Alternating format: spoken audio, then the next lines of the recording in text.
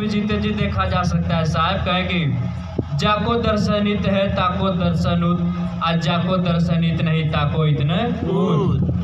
जिसको मालिक परमात्मा का दर्शन यहाँ जीते जी नहीं हुआ, उसको मरने के बाद हो जाएगा, मरने के बाद सीधे 84 में चला जाएगा।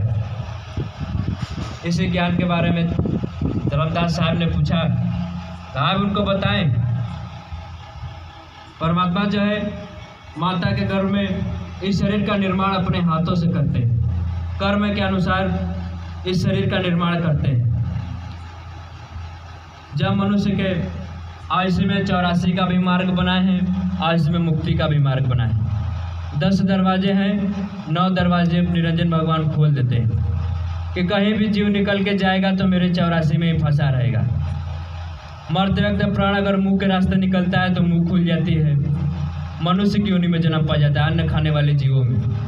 मरते वक्त अगर प्राण आँख के रास्ते निकल जाए तो आँख खुल जाएगी, पुतली उल्टी हो जाती है, अंडज की योनि में चला जाएगा, जन्म पा जाएगा चिड़िया चुग में।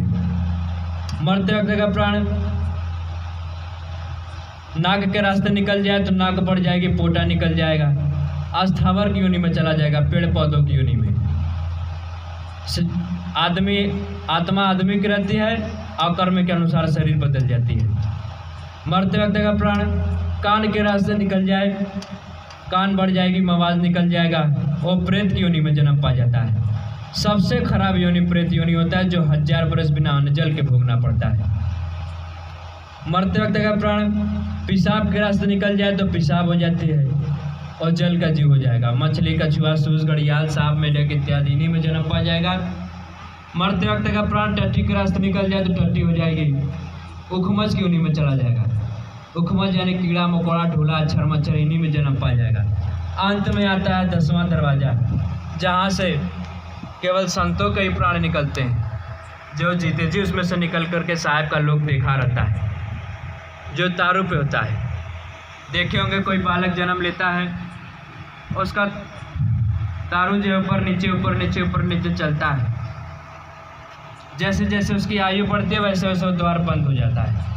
जब वहाँ से प्राण निकलते हैं तब वो जीव की मुक्ति, तब वो आवागमन से छूटता है। अन्यथा जो काल के पुजारी होते हैं उसको निश्चित काल मार करके लेकर जाता है, अकाल मृत्यु में ही मारता है। इसलिए साहब कहे कि 3 लोक भय पिजड़ा, पाप पुण्य भय चाल, आज सकल जीव सावज भय ये कहरी काल। 3 लोग पिजड़ा है, पाप करोगे तो भी भोगने आना है, पुण्य करोगे तो भी भोगने आना है। इस चाल से छुड़ाने के लिए सदगुरु होते हैं। बोलिए सदगुरु साहेब जी की।